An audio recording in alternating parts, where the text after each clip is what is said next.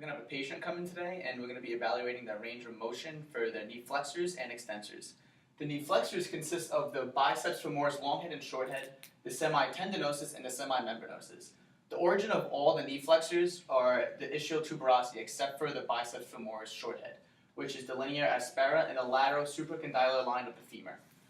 The insertion of both biceps femoris, the long head and the short head, is the head of the fibula, while the semitendinosus is the medial shaft of the tibia at the pens anzerinus, and the semimembranosus is at the posterior aspect of the medial condylar of the tibia. The innervation of all the knee flexors are going to be the tibial nerve, except for the biceps femoris short head, which is the common peroneal nerve. The muscles for the knee extensors are the rectus femoris, the vastus lateralis, the vastus intermedius, and the vastus medialis. The origin for the rectus femoris is the AIIS. The origin for the vastus lateralis is the lateral lip of the linea aspera and the greater trochanter. The origin for the vastus medialis is the medial lip of the linea aspera, and the origin for the vastus intermedius is the anterior and lateral shaft of the femur. The insertion and the innervation for the knee extensors are all the same. The insertion of the knee extensors is at the tibial tuberosity, and the innervation is the femoral nerve. Hi Adriana, I'm Brian. I'm a first-year physical therapy student, and I'll be taking care of you today. So what brings you in today? The doctor told me I have a grade 2 muscle strain on my hamstring on the left side. Oh, on the left side? Mm-hmm. Oh, that sounds painful. Well, what I'm going to do right now is I'm going to check the range of motion of your knee. So I'm going to ask you if you can lay down your back for me, please. So what I'm going to do first, because I know that her left leg is bothering her, I'm going to check her right leg first to see what her actual range of motion should be. So I have my goniometer right here. And what I'm going to do is I have the fulcrum, which is the middle. I'm going to palpate, and I'm going to find the lateral epicondyle of her leg. First off, what I'm going to do is I'm going to ask the patient if I can touch them. Is it okay if I put my hands on you? Okay. So what I'm going to do is I'm going to palpate the lateral epicondyle of the femur. Once I find that, I can actually put the middle and my fulcrum of my goniometer on it. My proximal arm is going to go along the midline of the femur towards the greater trochanter. How I'm going to find that is I'm going to ask her to log roll her leg, and when she does that, I should be able to palpate and feel her greater trochanter of her femur. So the proximal arm goes in that direction, and the distal arm goes along parallel to the fibula towards the lateral malleolus. Once I find all of this, I'll have my goniometer set. But what I'm going to do is I'm going to test knee extension first. So what I'm going to do is I'm going to put this towel underneath her foot to find her actual range of motion. Once everything's set up, I'm going to ask my patient, can you take the back of your knee here and can you push it into the mat? Mm-hmm. So I'm finding the actual range of motion, the active range of motion, of her knee right now, which she has at 1. So with that, I'm going to ask her, can you relax? Mm-hmm. And I'm going to passively push her down. By passively pushing her down, I'm finding the passive range of motion, and by doing this, I'm going to find her end field. The end field of knee extension should be firm. Is that painful? No. Okay. Passively, I took the patient to 0. Now what I'm going to do is I'm going to go to the other side. I'm going to do the exact same thing.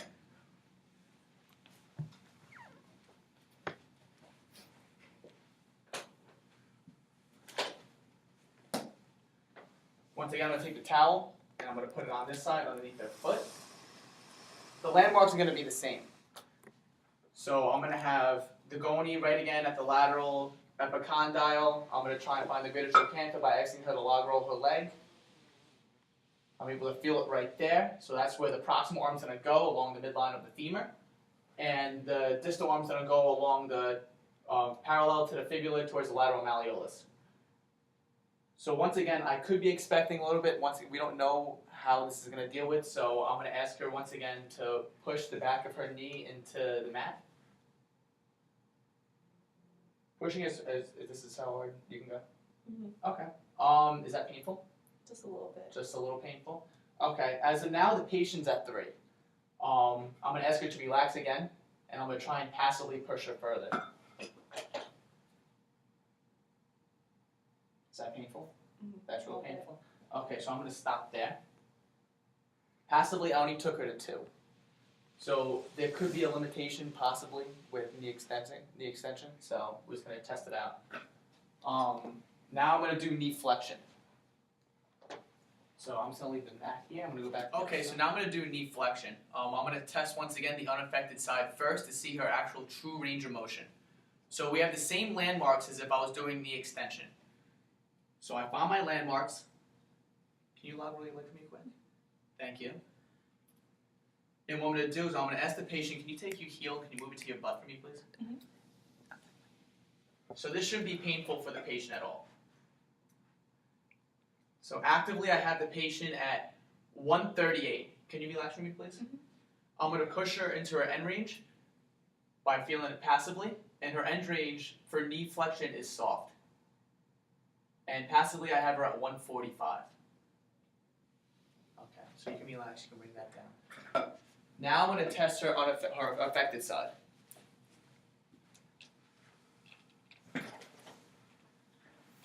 Using the same landmarks, I'm going to once again put my goni and set it up. Can you log roll for me, please? Thank you. I'm going to ask the patient once again, can you take the heel of your foot and can you move it into your butt? Thank you.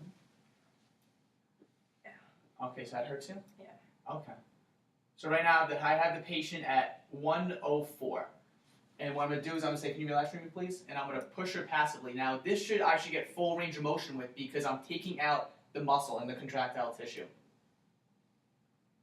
Is this right? Okay. And passively, I have the patient at 138.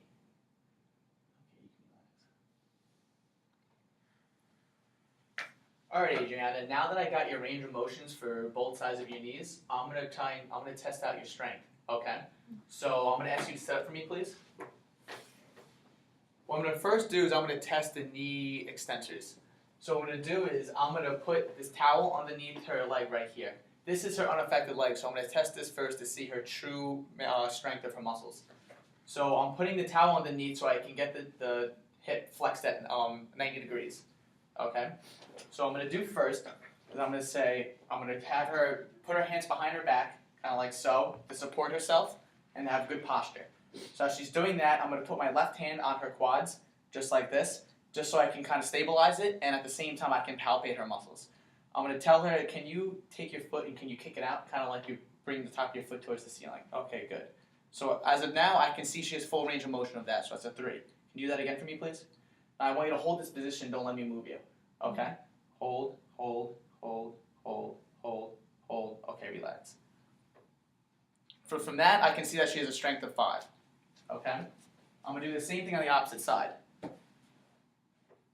So once again, I'm going to stabilize here. I'm going to say, can you kick your leg out for me, please? Hold this position, don't let me move you. Hold, hold, hold, hold. Okay. So what I can see is that even though she got the full range of motion, she gave out before 5 seconds. So what I can give her is I'll give her a grade of 4. Okay? So I already tested out her knee extensors. Now that I tested the knee extensors, I'm going to test the knee flexors. So what I'm going to do is I'm going to ask Adriana, can you lay down your stomach for me, please? Mm-hmm. Knowing that her left leg is the leg that's affected, I'm going to go to her right leg first. Testing knee flexion, what I'm going to do is I'm going to put my right hand on her hamstrings, just for stabilization once again, and also to palpate the muscles. I'm going to ask her if she can take her heel and can she bring it to her butt for me, please. Good, so she went through the full range of motion knowing that she has a 3. What I'm going to do is I'm going to put her leg right about here, and I'm going to ask her to hold this position, don't let me move you. Hold, hold, hold, hold, hold. Okay, relax.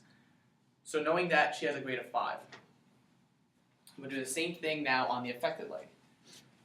I'm going to ask, okay, Adriana, can you take your heel once again and can you bring it to your butt?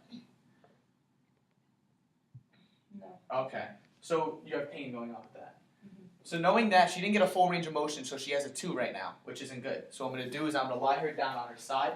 So can you lie down on your right side for me, please? Putting her into sideline, this is like an anti-gravity type position. So what I'm going to do is I'm going to take out the force of gravity. So I'm going to bring her arm like just kind of like this, her leg. I'm going to put my arm underneath here to support, and I'm going to come over here and protect her. Can you scoot more towards the back for me, please? Okay, so now I have her protected, she's not gonna roll off, and I have her knee stabilized. What I'm gonna do is with my right hand, I'm gonna be palpating the tendons, while at the same time I say, can you bring your heel to your butt for me, please? Okay, once again. So knowing that she can get a full range of motion, I'll give her a 2.